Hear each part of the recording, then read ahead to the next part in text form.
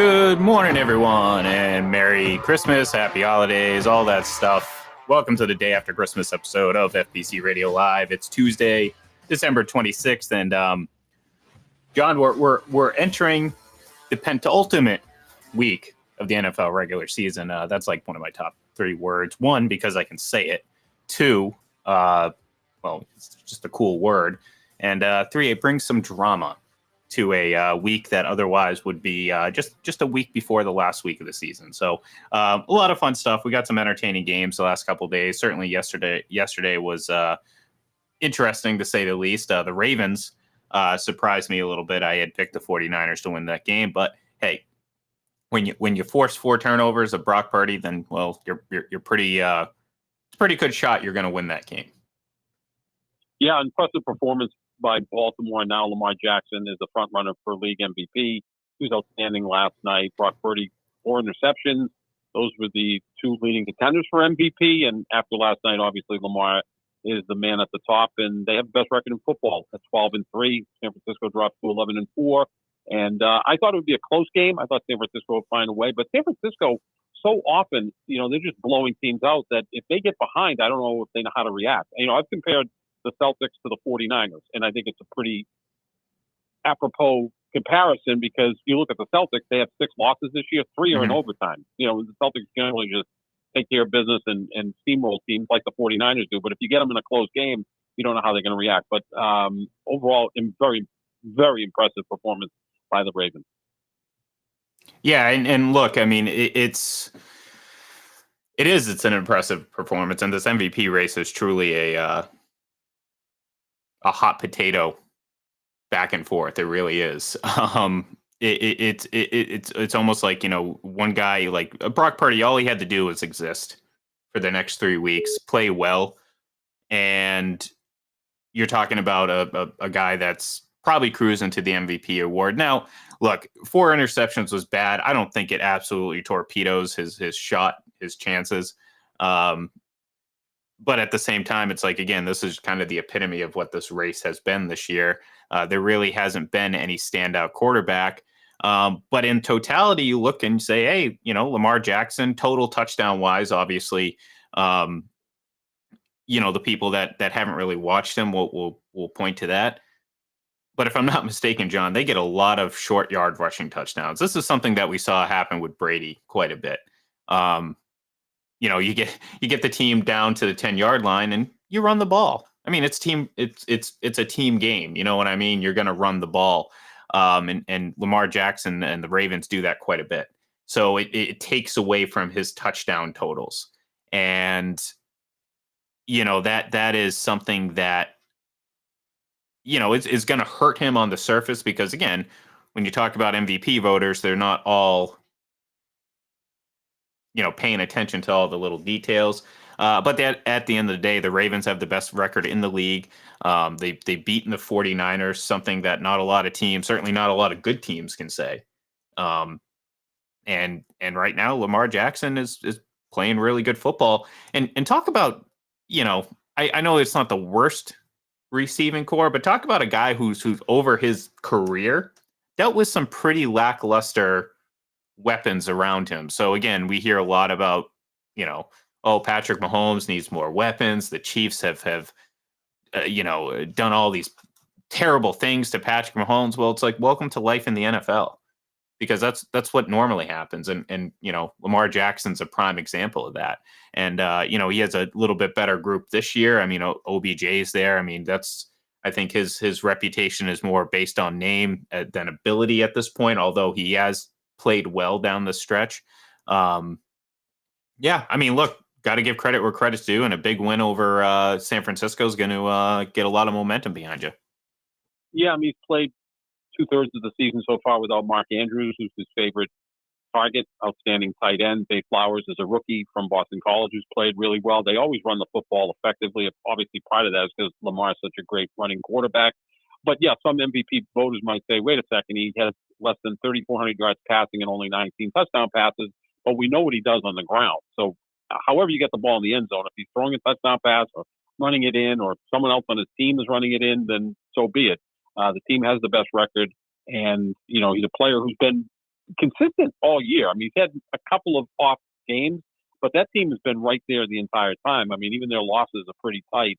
Right now, with 2 weeks left in the season, they would appear to be the favorite to win the Super Bowl, but a lot of that is based on last night where San Francisco didn't look all that good and Baltimore looked really solid. I mean, that was a one-sided game, 33-19, and the late touchdown by San Francisco to cut the deficit to 14 or would have been even more one-sided. But right now, Lamar Jackson certainly the MVP. And now you can look at San Francisco and say, okay, maybe Christian McCaffrey is the team MVP. And that's something that we talked about, that they have several MVP candidates, where with Baltimore, it's Lamar Jackson and that's it, although their defense is outstanding.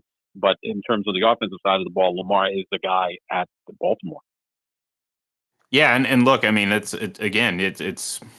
sometimes it feels like, oh, you're just giving it to the best, to the quarterback on the best team. Well, sometimes that kind of just plays itself out. And yeah, yesterday was weird because, again, everyone's going to point to the 4 interceptions and say, see, Brock Purdy's just this guy, or he's not this, or he shouldn't have been in the MVP race. But in a way, John, it almost it almost, I don't want to say proves, but supports the opposite. Because, well, bro, Brock Purdy didn't play well, and this San Francisco team just didn't look the same. And they still had all those weapons. And we saw last year, he gets knocked out in the postseason. They didn't look the same. And Christian McCaffrey's not going to take the snaps and run the ball too. You know what I mean? And throw and pass and catch. So he's almost, I don't want to say only as effective as his quarterback, because we know that's not necessarily true. But, like every other player on offense, they all depend on the quarterback to play well and to, in their own form or fashion, succeed. So, again, it's in a way, it almost kind of, it certainly doesn't keep him in the MVP lead or certainly give him any sort of boost, but I think it kind of also supports the fact that, yeah, look, if Brock Purdy doesn't play well, the San Francisco team does not look as formidable as they did. So, take that for what it's worth. Yeah, absolutely. I mean, I don't know what the record is of quarterbacks that throw 4 interceptions in a game. I'm sure it's, below 10%. You generally don't win if you turn it over 4 times, especially if you're in a situation where on one of the drives they're going in for a touchdown to maybe, not necessarily take control of the game, but, build a lead a little bit, and he throws a pick. So that was a killer. And then if you do it in your own end, you're giving the opposing team a short field. So, yeah, these things all kind of damage a team. So it was not a good night for Brock Purdy, but a good night for Lamar Jackson. And again, we may see these teams again in early February, although, trying to predict this season is really, really difficult, because every week someone kind of impresses you that you weren't expecting, and a team that you thought might get their mojo going in the right direction just can't get out of its own way. No, I agree. I agree. It's just I don't know. Like I said, it just adds a wrinkle to this whole discussion or debate or whatever you want to call it. I think it's kind of silly, what we go through with some of these quarterbacks sometimes. But at the end of the day, you're looking at 2 guys that are likely going to obviously garner MVP votes. I mean, you're not going to, there's 2 weeks left in the season, and short of a couple more 4 interception performances, Brock Purdy's still going to be right there in the race, if not, some people's leader. So, but, at the end of the day, Lamar Jackson's the guy who got the job done. And, we've seen how valuable he is to the Ravens. We talk about Josh Allen kind of being the Bills offense. Well, that's kind of been what Lamar Jackson has been. And unfortunately for him, health has played a factor over the last couple of years, getting a little bit banged up and everything like that. The contract situation over the offseason. But he's secure now, and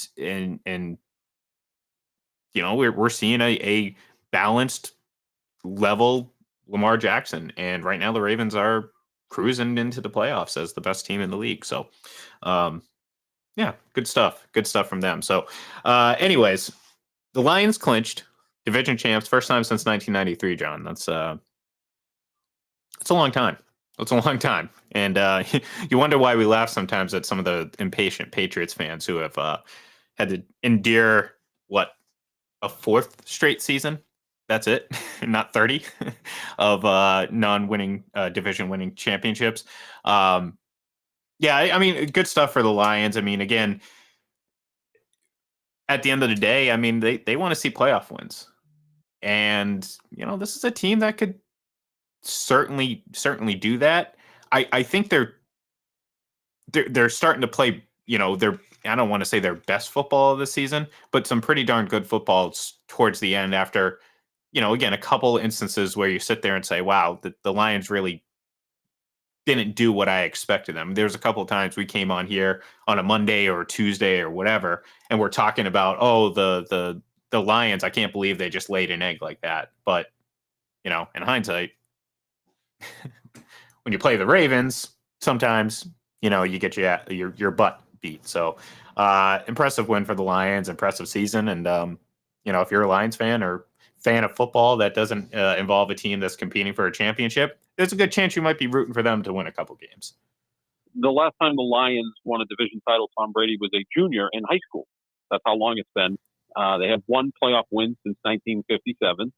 But I think this is a team that, again, the goal should be to at least win one playoff game or at least get to the NFC Championship game.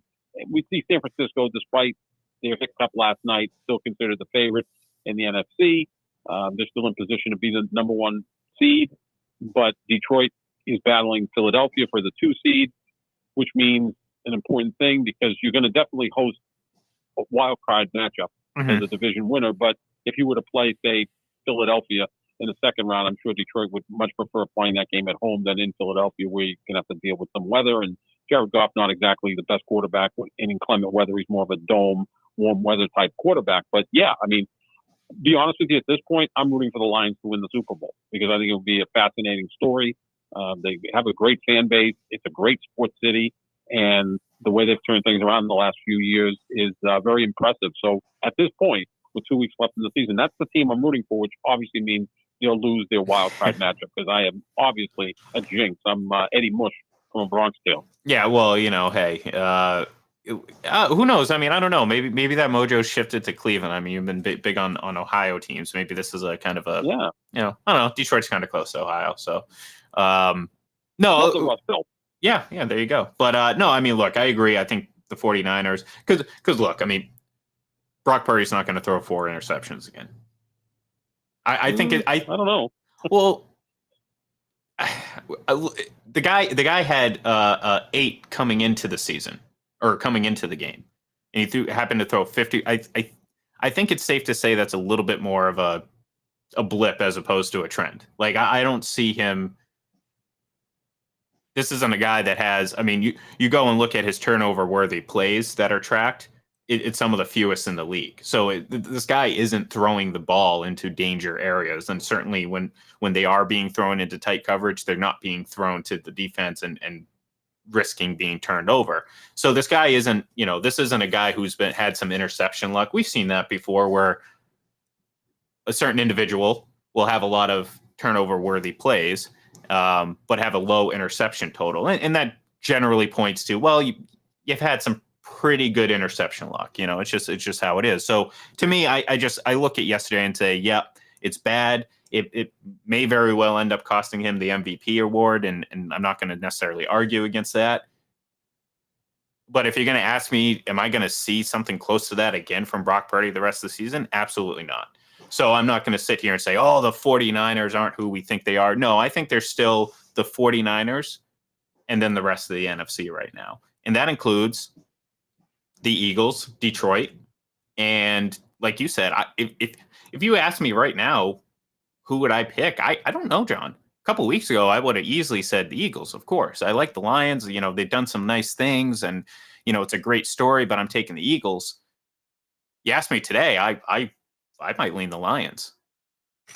I'm thinking if the Lions played the Eagles, the Lions would put points on the board. I mean, that offense is outstanding. It's one of the top 3 or 4 offenses in football. I mean, we see teams with lesser offenses put 25 points on the board against Philadelphia. Philadelphia's defense has really struggled. Their secondary is a mess at this point. They're not putting pressure on the quarterback like they did a year ago.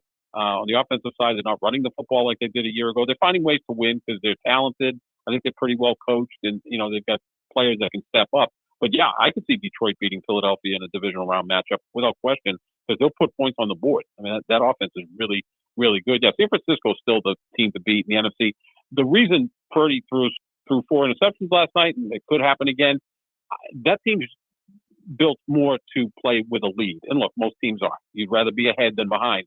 But I think when you put pressure on him being a score or two behind, it could lead to interceptions. He's played from in front so often this year and even last year when he came in late in the season that it's a new thing for him to play from behind. Not every quarterback's built to play from behind, and that could lead to some interceptions. So that's the big thing. San Francisco, if they get out in front, they tend to steamroll teams. But if they're playing from behind, it's a different mode that they're going to be operating under.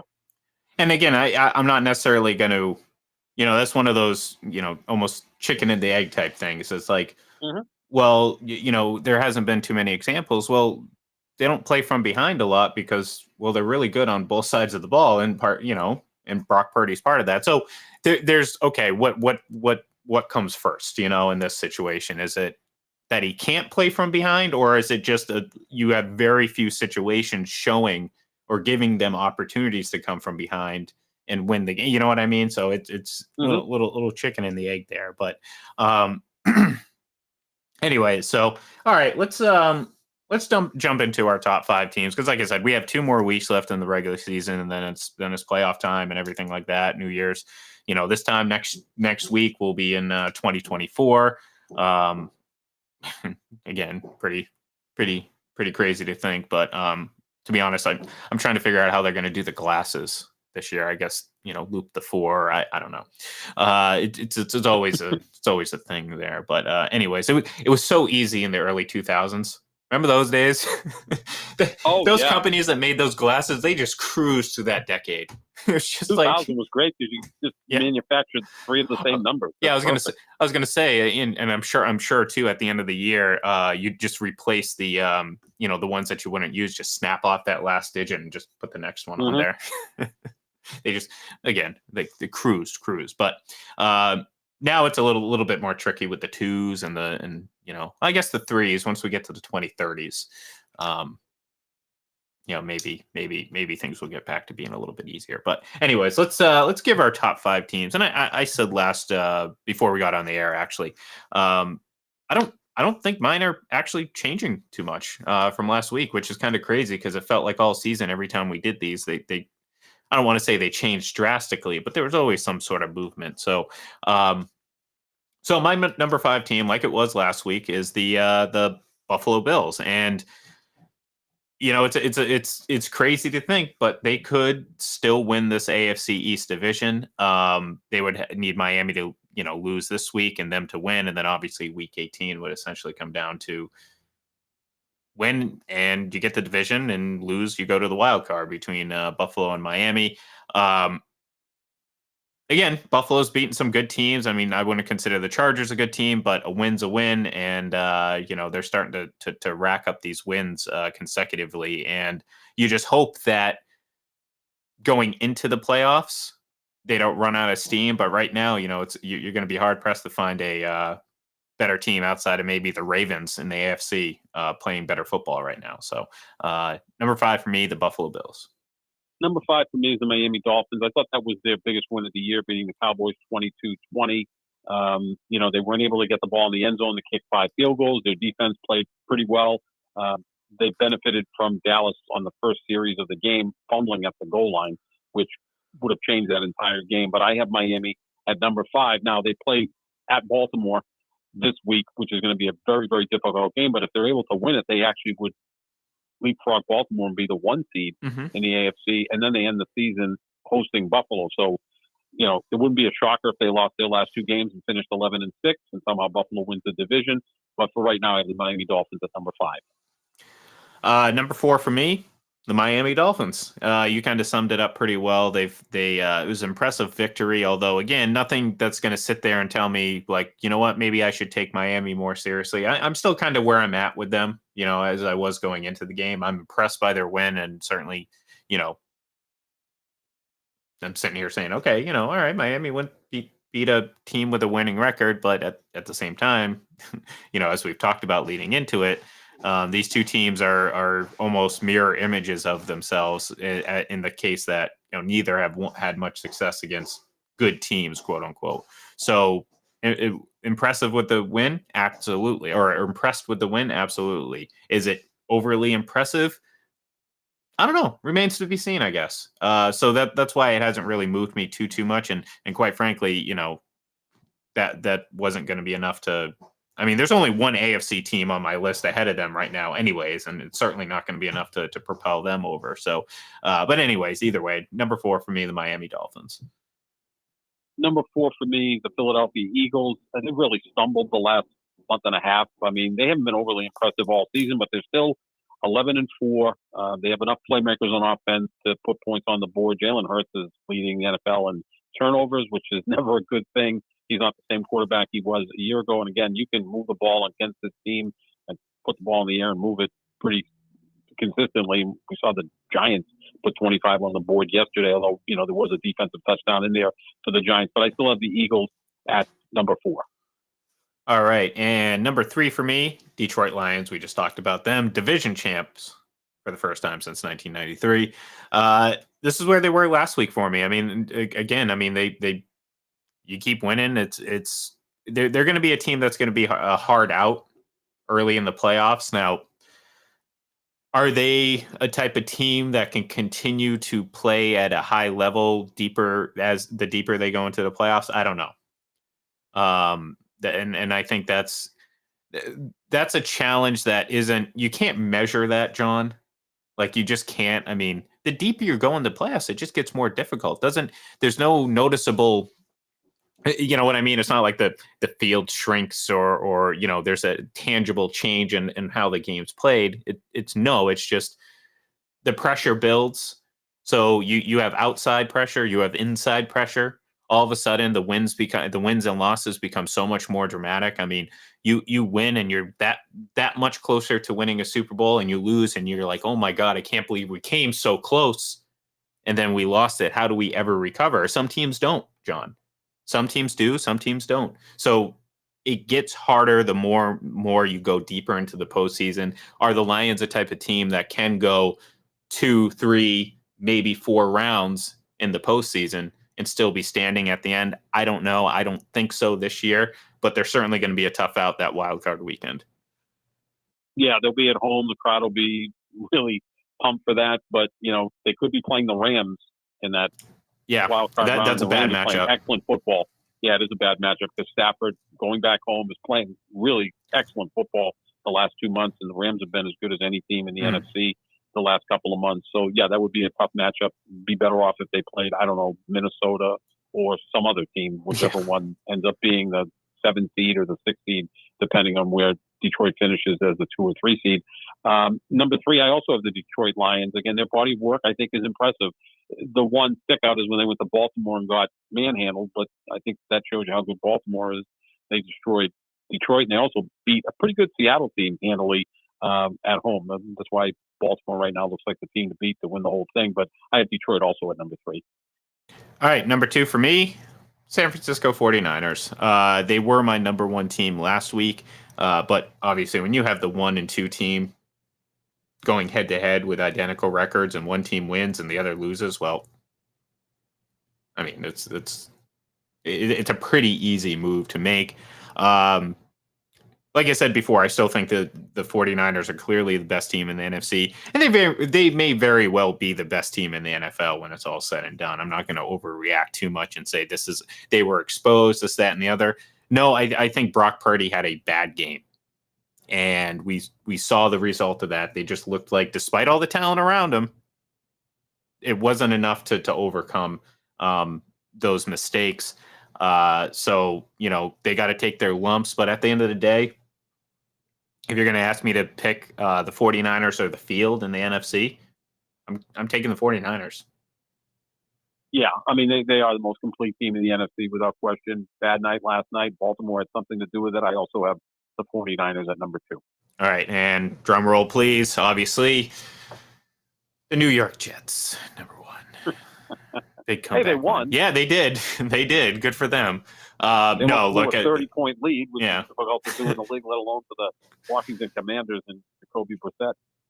Yeah, I was gonna say. I mean, it's like who's even at quarterback? I don't even know. But anyways, of course, obviously the Baltimore Ravens, number one. We've already talked about them quite a bit today. Just really good, great team. Overall, you're like you said, the body of work not only for Lamar Jackson but for the Ravens in general. It's just impressive, and certainly in a season where we haven't seen a whole lot of consistency. And I'm not talking about officiating Chiefs fans, but talking about just play in general.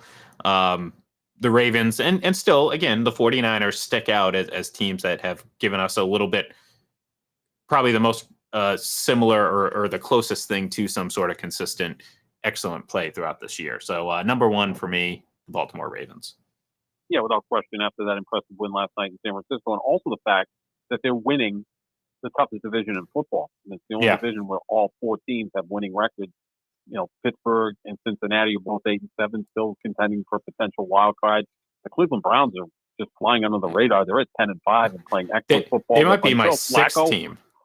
Yeah, they're playing at a really high level. Their defense has been good all year, and now Flacco, who appears to be impervious to pressure, so they'll get into the postseason and he can get hot. He's done it before. I'm not saying they're going to win the Super Bowl, but he can steal a game or two. He's not afraid to put the ball up, and he's got Amari Cooper, who had a phenomenal game on Sunday with 11 catches, 265 yards. So Baltimore, not only the best record in football, but they're doing within the best division in football. That's doubly impressive. Yeah, they're the best team right now until they get knocked off by someone, which may not happen until next season. And that's why, and that's a great example of why the position of quarterback, it's so much more mental than it is physical. Like I'm at the point now, John, I really don't care if a quarterback can run. I don't.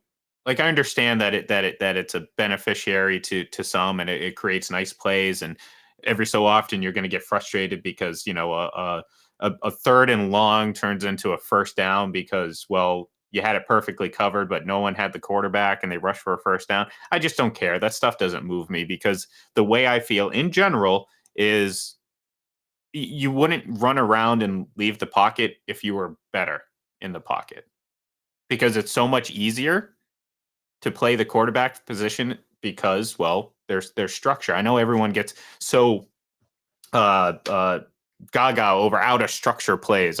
I'm so close to muting that phrase on Twitter, by the way, because it's just, I don't think anyone even understands what they're talking about when they say out of structure. It's just a buzzword right now.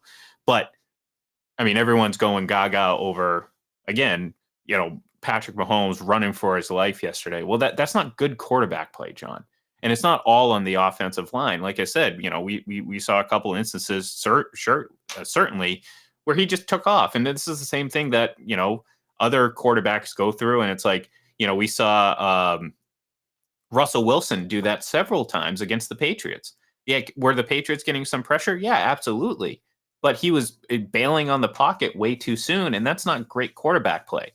Now, eventually they may complete the pass, and people are like, oh, wow, look at that athleticism. Wow, he's so good out of structure. Yeah, well, he's out of structure because he's not as good in structure as some of these elite guys. So you look at even Joe Flacco, who's not an elite quarterback, certainly not at this age, but he's smart enough to play the quarterback position. And maybe he doesn't win a Super Bowl, but look at how much better and more confident you look at this Cleveland Browns team with him as opposed to the $280 million man, Mr. Athleticism, Deshaun Watson. You know what I'm saying? So again, the brain is so much more important than the legs when it comes to quarterback play. And, again, that's how I feel, John. That's how I feel. I'm always going to be consistent with that. I just think that the way offensive line play is in the league right now, it's a nice tool to have that you can get out of harm's way. Obviously it's great if you can sit in the pocket for 3 seconds, make your read, get the ball to the open man. That's the perfect way to do things. But offensive line play is so poor that at times quarterbacks have to bail. Now, you don't want to bail too early because now chaos exists. And at some point, the offensive linemen are going to say, look, we're doing the best we can, kind of work with us on this. Don't just bail so soon that we look like we're not doing remotely close to what we're supposed to do. But yeah, no, it's a nice tool to have. Cleveland does have a really good offensive line. Mhm. That's one of the reasons that Flacco can probably sit back there and do what he needs to do. There aren't a lot of teams that have those types of offensive lines, but yeah, I mean, at some point you want to be able to sit back and make the right read, make the right throw. Look, Bill Sims and Boomer Esiason were all over Patrick Mahomes yesterday in the postgame. I mean, they were. They did not sugarcoat anything. They said that he had open receivers, that he missed, that he played poorly, and that's good. That's different than Tony Romo, who was just like you said, waiting for the one completion that would move him. Well, it really never came. So give Sims and Esiason credit for doing their job. That's what they're there to do, is to analyze the quarterback play, both for quarterback, and they did what they're supposed to yesterday. No, yeah, I gotta. I didn't see it. I didn't see their post game after that. I was watching. I think I was eating actually after that game yesterday. 3. Yeah. You can't eat and watch at the same time, or is it? Well, no. I mean, I had duties in the kitchen, John. That's true too. You're the chef. I forgot that. I am the chef. What'd you make? Just ham, Yeah, potatoes. Yeah, no, nothing too crazy. Although I've considered maybe going starting a lasagna tradition for like Thanksgiving. Ooh. Yeah. Nothing wrong with that. No, especially homemade. Now the ham, is it a spiral ham or the regular ham? Spiral. I've moved on from spiral ham. It just to me is not as good. I like the other ham, which gets a lot of fat on it, which is a lot of flavor. Yeah. I prefer the other ham. Yeah, I mean, whatever that's called. Yeah, well, I think the spiral's a little bit easier to just kind of throw together and cook too. So yeah, you don't have to cut it. Yeah, exactly. It's kind of nice. So, but either way, it was good. So, anyways, all right, that's going to do it for us here today. We'll be back maybe tomorrow. We don't know. We haven't figured that stuff out yet, but we're getting close to end of the year, end of the regular season, and we're going to be there every step of the way. So, thank you everyone for tuning in, and we will talk to you soon.